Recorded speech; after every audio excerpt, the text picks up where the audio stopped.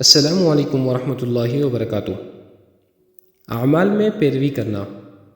جو اعمال نماز میں فرض ہیں ان میں مقتدی کے لیے امام کی پیروی کرنا فرض ہے، اور جو اعمال واجب ہیں ان میں امام کی پیروی کرنا واجب ہے، اور جو اعمال سنت ہیں ان میں امام کی پیروی کرنا سنت ہے۔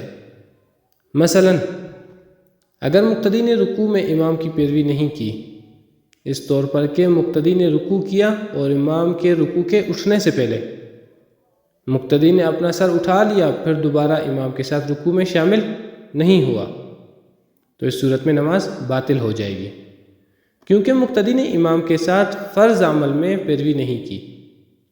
اس طرح اگر مقتدی نے امام سے پہلے رکوع اور سجدہ کر لیا تو وہ رکعت باطل ہو جائے گی۔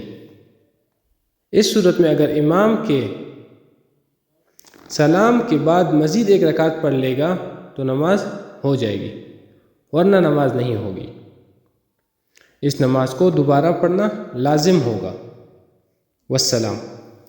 چینل کو لائک اور سبسکرائب کرنا نہ بھولیے تاکہ ہر نئی آنے والی ویڈیو آپ حضرات تک پہنچ سکے۔